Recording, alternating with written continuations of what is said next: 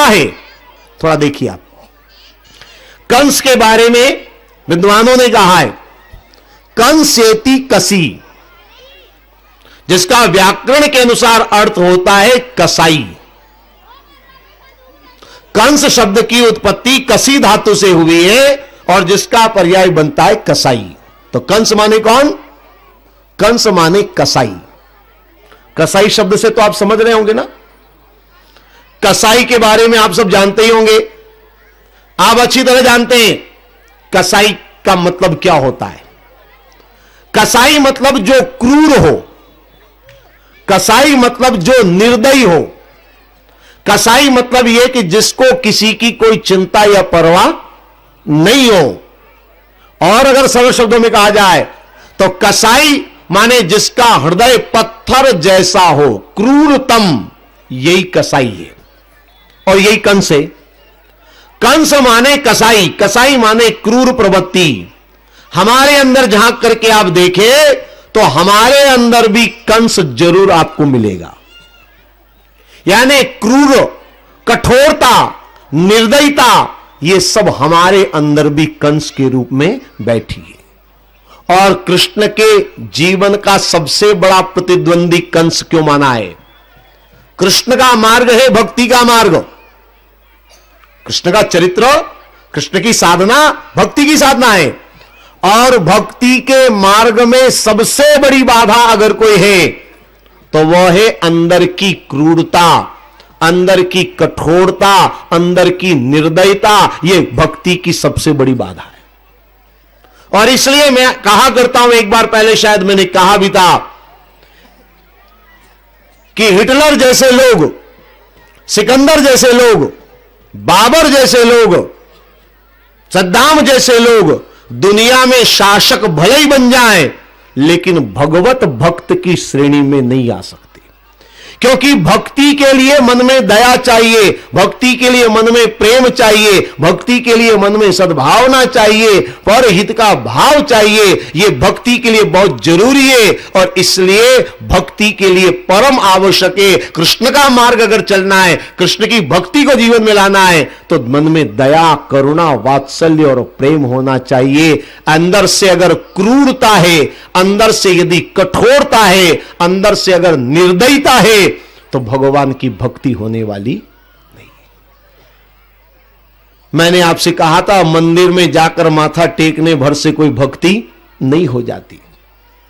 एक आदमी सुबह सुबह मंदिर में जाकर के मस्तक झुका दे और दिन को वही आदमी किसी का कॉलर पकड़ करके कहे जान से मार डालूंगा, साले समझ क्या रखा है, तो क्या वो भक्त कहलाने लायक है? भक्ति कहां है? अगर अंदर से हिंसा है, अंदर से अगर क्रूरता है। और एक बात मैं बता दूं, आपके अंदर की हिंसा हर समय आपको नजर आए ये जरूरी नहीं है। क्योंकि हमेशा एक बात ध्यान रखेंगे, अंदर आपके जो भरा हुआ है उसे निकलने का मौका जब तक नहीं मिलेगा तब तक वो चीज बाहर नहीं आएगी। इसको थोड़ा से समझ लीजिए। मान लीजिए आप बाजार में निकले और सब आपको जयराम जी की कर रहे हैं, नमस्कार कर रहे हैं, झुक झुक करके आपको प्रणाम कर रहे हैं, तो आपके अंदर का कंस अगर है भी, आपके अंदर की अगर क्रूर प्रवृत्ति है भी, तो बताइए वो निकलेगी कैसे? क्योंकि सामने वाले सब नमस्कार कर रहे हैं, तो मौका मिलेगा ही नहीं कि आपके अंदर की हिंसा बाहर निकले। मौका मिले तब पता चले कि आपके अंदर कितनी सज्जनता है और कितनी आपके अंदर दुर्जनता है। मौका मिलेगा तभी पता चलेगा, वैसे पता चलने वाला नहीं है। यूं तो ऊपर से हर आदमी सज्जन दिखता है, लेकिन अंदर क्या भरा हुआ है कभी मौका लगे तो आपको पता चलता है। और यह जरूरी नहीं कि आप गर्दन ही काटें किसी की। हिंसा के कई रूप हो सकते हैं, अंदर की क्रूरता के कई रूप हो सकते हैं। मैं एक उदाहरण के रूप में एक नमूना बताऊं आपको, छोटा सा उदाहरण है, आपने अनुभव किया होगा। रोजमर्रा का उदाहरण मैं इसलिए देता हूं कि बात जल्दी समझ में आ जाए। मान लीजिए आप बाहर गए, घर में पत्नी अकेली, आप बताकर गए कि मैं रात को 9 साढ़े 9 बजे तक आ जाऊंगा। भारतीय नारियां हैं, अपने पति की प्रतीक्षा करती हैं, राह देखती हैं कब पति आए, उनको भोजन खिलाऊं, ये करूं वो करूं। भारतीय नारियां, पतिव्रता नारियां। आपको भी विश्वास है कि मेरी पत्नी मेरी राह देखती होगी, पत्नी भी आपकी सेवा भावी है, लेकिन मान लो उस दिन नींद लग गई, आपके आने का समय हुआ, उससे पहले पत्नी को नींद लग गई। आपको तो विश्वास था कि दरवाजा, मैं जैसे ही जाऊंगा दरवाजा खोलेगी पत्नी और कहेगी कि आओ आओ, मैं आपकी इंतजार कर रही हूं, भोजन बना तैयार रखा है, लो गरम गरम भोजन कर लो। आप तो ये कल्पना कर रहे हैं, पर जैसे ही आप आए आपने देखा दरवाजा बंद। चलो ठीक है, रात का समय दरवाजा बंद होगा, आपने दरवाजा बजाया धीरे से, इस भाव से कि मेरी पत्नी तो राह देख रही होगी, जग रही होगी, लेकिन पत्नी को लग गई नींद। दरवाजा बजा पर उसने नहीं खोला, नींद नहीं खुली। दोबारा आप दरवाजा बजाएंगे, तीसरी बार बजाएंगे, पर नींद अगर बहुत गहरी लग गई, अभी अभी नींद लगी बहुत गहरी, 2-3 बार दरवाजा बजाने के बाद भी अगर नींद न खुले, तो चौथी बार दरवाजा बजाने का ढंगढोल आपका कैसा होगा? कभी देखा है कि नहीं देखा, अनुभव किया कि नहीं किया? 1-2 बार तो ठीक रहेगा, लेकिन उसके बाद भी अगर दरवाजा ना खुले तो चौथी बार दरवाजा ऐसे पीटोगे जैसे सारा गुस्सा आपका निकलकर दरवाजे पर फूट पड़ा है तो नहीं? फिर पत्नी आ जाए, फिर भले चुप हो जाए, पर अंदर एक बार जो था वो तो निकल गया। इसका मतलब यह है कि हिंसा, अंदर क्रोध भरा हुआ है, मौका मिले तब वो बाहर आता है। तो कंस क्या है? कंस है हमारे अंदर की क्रूरता, कंस है हमारे अंदर की हिंसा, कंस है हमारे अंदर की कठोरता। और इस कंस को मिटाइए भगवान कृष्ण की साधना के द्वारा, भगवान कृष्ण के नाम के द्वारा। और जिस दिन समाज में अंदर से क्रूर भाव समाप्त हो जाएगा, जिस दिन अंदर की हिंसा समाप्त हो जाएगी, निश्चित मानिए उस दिन समाज भक्ति के भाव में अपने आप डूब जाएगा। यह है कंसवध। और इस कंस को पहचानिए, अपने अंदर छुपे हुए कंस को मारिए, तभी आपका जीवन पावन होगा, तभी आपका जीवन पवित्र होगा, आनंदमय होगा। ये कंस वध को आप अच्छी तरह देखें और अपने अंदर के कंस को मारने का प्रयास करें। बातें बहुत सारी है, इसलिए मैंने संक्षेप में आपको कंस वध के बारे में कहा। आइए अब थोड़ा कथा को भगवान के विवाह तक खींच कर ले जाते हैं जल्दी से। इसके बाद घटनाएं जो घटी बीच में आपको बता दूं। पहले तो भगवान ने कंस को मार करके अपने माता पिता को कारागार से छुड़वाया। उसके बाद भगवान गुरुकुल में पढ़ने के लिए गए, गुरुकुल से लौट कर आए। इधर कंस की जो 2 पत्नियां थी, अस्ति और प्राप्ति, वो अपने पिता के घर गई। उनके पिता जरासंध, जरासंध ने अपनी बेटियों को विधवा वेश में देखा तो जरासंध को बड़ा आश्चर्य हुआ। हमारे दामाद तो बड़े हष्ट पुष्ट थे, अचानक ये विधवा वेश क्या हो गया? कोई एक्सीडेंट हुआ? क्या बात है? तो उन दोनों ने बताया कि उनका भांजा कृष्ण है, ये 11 साल का है, उसने हमारे पति को मारा है। तो जरासंध को लगा मेरी बेटियों को विधवा करके दुखी करने वाले, मैं तुझे जिंदा नहीं छोड़ूंगा। जरासंध कृष्ण का दुश्मन बन गया और जरासंध ने मथुरा पर आक्रमण किया 23 अक्षौणी सेना के साथ। भगवान ने जरासंध के साथ युद्ध किया, सेना का संहार हुआ, पर जरासंध नहीं मरा। भगवान युद्ध करते, जरासंध बच करके भाग गया। फिर जरासंध सेना लेकर आया 23 अक्षौणी सेना, फिर युद्ध हुआ, फिर भी जरासंध नहीं मरा। ऐसे 17 बार जरासंध सेना ले लेकर के आया, 1-2 बार नहीं, 17 बार। पर हर बार जरासंध बच जाता। तो कई बार लोग मुझसे पूछते हैं भगवान ने जरासंध को क्यों नहीं मारा? एक जरासंध अगर मर जाता तो यह बार बार का युद्ध तो कम से कम नहीं होता। 17 बार युद्ध करना कोई मामूली बात है? तो भगवान ने जरासंध को क्यों नहीं मारा? मैं आपको बता दूं, भगवान ने जानबूझकर जरासंध को नहीं मारा। यह तो कृष्ण की राजनीति है, कृष्ण की नीति समझिए। भगवान ने जानबूझकर जरासंध को नहीं मारा। क्यों नहीं मारा जान करके देखिए। कृष्ण के अवतार का उद्देश्य क्या है? धर्म की स्थापना, अधर्मियों का नाश। यदा यदा हि धर्मस्य ग्लानिर्भवति भारत अभ्युत्थानम अधर्मस्य तदात्मं सृजाम्यहम्। अधर्मियों को मारने के लिए भगवान पैदा हुए। तो भगवान ने सोचा दुनिया में अधर्मी बहुत ज्यादा हैं, उनको मारने के लिए मैं कहां कहां जाऊंगा, कहां कहां भटकूंगा, और कितने गांव, कितनी गलियां मुझे छाननी पड़ेगी अधर्मियों को मारने में। इससे तो ये जरासंध अपने बहुत काम का आदमी है। समझ गए ना आप लोग? तो भगवान ने तो जानबूझकर जरासंध को छोड़ा, इसलिए ताकि ये ढूंढ कर पकड़ करके लाएगा और हम आराम से यहां उसको मारेंगे। तो यूं समझ लीजिए, जरासंध तो भगवान के लिए मोहरा है। भगवान ने जरासंध का उपयोग मोहरे के रूप में किया। भगवान जरासंध को जानबूझकर छोड़ देते थे। किस लिए? बोले जा जा जा और ढूंढ कर ला ला। भगवान जरासंध को छोड़ते थे ताकि और अधर्मियों को पकड़ करके लाए। वो कहते तेरे घर में नहीं है, तेरे गांव में नहीं तो दूसरे गांव से ला, तेरे राज्य में नहीं तो दूसरे राज्य से ला तू, मैं मारने का काम। ये कृष्ण की राजनीति है। यहां मैं एक बात बता दूं, राम और कृष्ण में बहुत अंतर है। भगवान राम ने भी प्रतिज्ञा करी निशाचरों के सर्वनाश की, पर उसके लिए भगवान राम क्या करते हैं? जंगल जंगल भटकते हैं, कंकड़ पत्थरों पर चलते हैं निशाचरों को मारने के लिए। जंगल जंगल भटके। कृष्ण की राजनीति अलग है। कृष्ण ने कहा हमें कहीं भटकने की जरूरत नहीं है, हम बैठे मथुरा में आराम से, ये जरासंध पट्टा हमारा काम करेगा। तो भगवान ने तो जरासंध का उपयोग किया, ये राजनीति है कृष्ण की। भगवान ने जरासंध को इसलिए नहीं मारा। जरासंध भी बड़ा विचित्र है। उसने काल यवन से संधि करी, काल यवन को लेकर आया। अब काल यवन को देखा, भगवान ने सोचा अब कुछ तो करना पड़ेगा, और अपनी रणनीति बदली भगवान ने, और भगवान मैदान छोड़कर पीठ दिखाकर भागे। इसीलिए भगवान का एक नाम रण छोड़ भी पड़ गया। मैदान छोड़कर भागे, इसलिए नाम उनका रण छोड़ भी पड़ गया। अब काल यवन ने देखा कृष्ण और मैदान छोड़कर भाग रहा है, बड़ा आश्चर्य हुआ। बड़ी तारीफें सुनी थी काल यवन ने।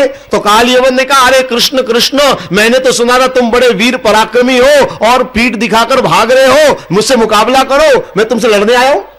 भगवान ने एक नहीं सुनी, भागते गए। काल यवन पीछे पीछे, छोड़ूंगा नहीं कृष्ण मैं तुझे। आगे आगे भगवान, पीछे पीछे काल यवन। भागते भागते भगवान एक गुफा में घुस गए। काल यवन ने कहा गुफा में भी नहीं छोड़ूंगा मैं। काल यवन पीछे पीछे गुफा में आया। अब गुफा में काल यवन ने क्या देखा? पीतांबर ओढ़े सो रहे। अच्छा हे कृष्ण, युद्ध से बचने के लिए पीतांबर ओढ़े सो रहे हो? एक लात मारी, लात मारी तो सोने वाला उठा। वो कृष्ण भगवान नहीं थे, सूर्यवंशी राजा मुचकुंद थे। दरअसल देवासुर संग्राम में इन्होंने देवताओं की सहायता करी थी। देवता बोले वरदान मांगो, तो इन्होंने कहा वरदान तो नहीं चाहिए, पर मैं थक गया हूं, आराम करना है। देवताओं ने कहा आप आराम करो, अगर आपको नींद में से कोई जगाएगा और आप उसे देखोगे तो आपके देखते ही वो भस्म हो जाएगा। तो ये मुचकुंद यहां गुफा में सो रहे थे।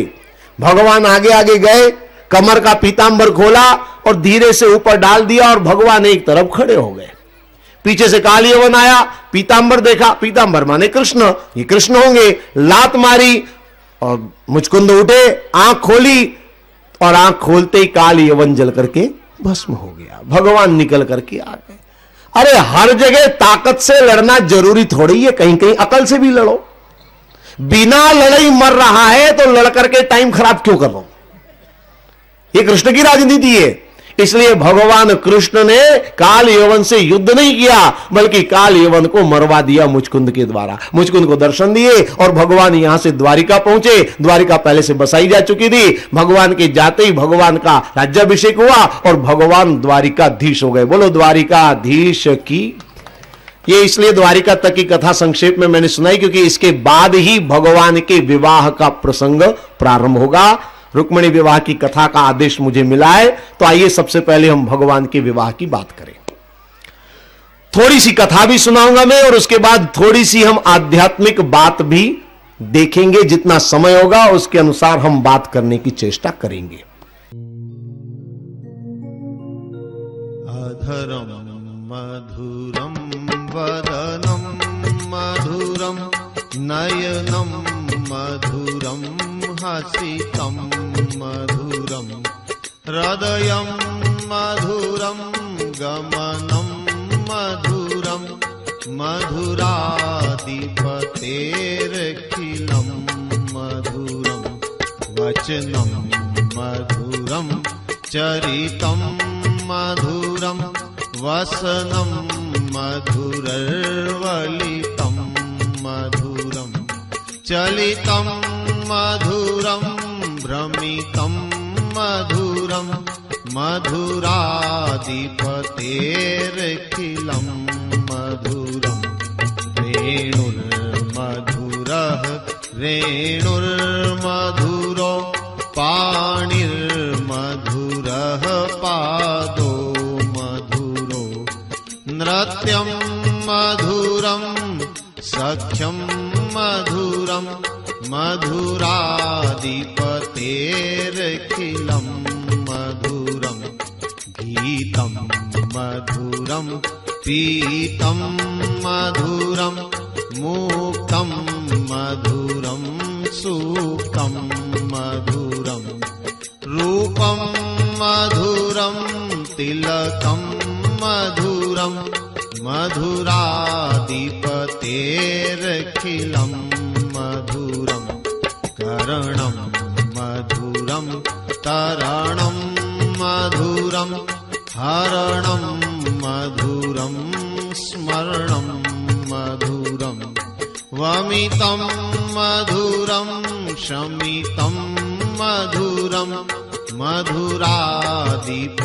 मधुराधिपतेरखिलं मधुरं गुञ्जा मधुरा माला मधुरा यमुना मधुरा वीची मधुरा सलिलं मधुरं कमलं मधुरं मधुराधिपतेरखिलं मधुरं गोपी मधुरा लीला मधुरा युक्तं मधुरं भुक्तं मधुरं द्रष्टं मधुरं शिष्टं मधुरं मधुराधिपतेरखिलं मधुरं गोपा मधुरा गाओ मधुरा यष्टिर्मधुरा षष्टिर्मधुरा दलितं मधुरं फलितं मधुरं मधुराधिपतेरखिलं मधुरं करणं मधुरं तरणं मधुरं हरणं मधुरं स्मरणं मधुरं वमितं मधुरं शमितं मधुरं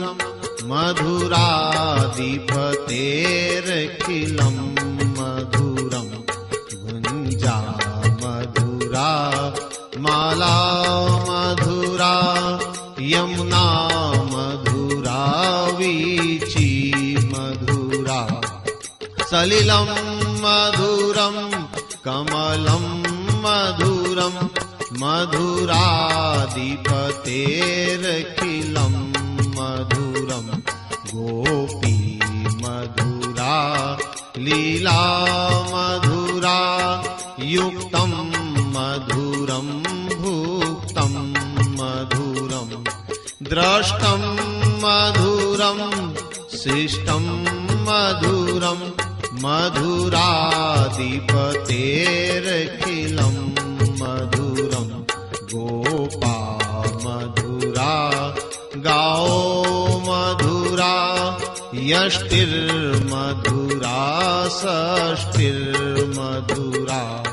दलितं मधुरं फलितं मधुरं मधुराधिपतेरखिलं मधुरं अधरं मधुरं वदनं मधुरं मधुराधिपतेरखिलं मधुरं मधुराधिपतेरखिलं मधुरं मधुराधिपतेरखिलं मधुरम्।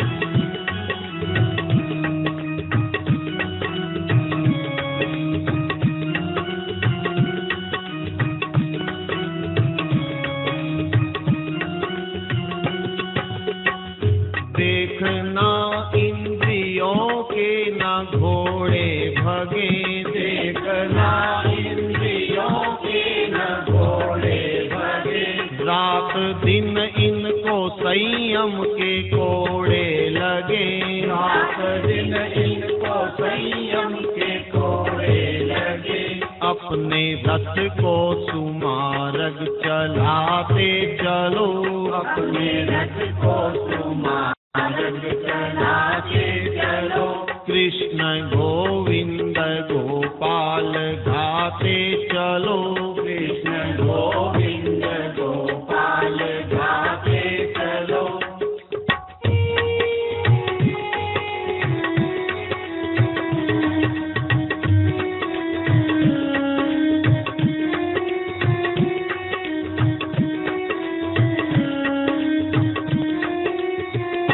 नाम जपते रहो काम करते रहो, नाम जपते रहो काम करते रहो, पाप की वासनाओं से डरते रहो, पाप की वासनाओं से डरते रहो, नाम धन का खजाना बढ़ाते चलो, नाम धन का खजाना बढ़ाते चलो, कृष्ण गोविंद गोपाल गाते चलो, कृष्ण गोविंद गोपाल गाते चलो।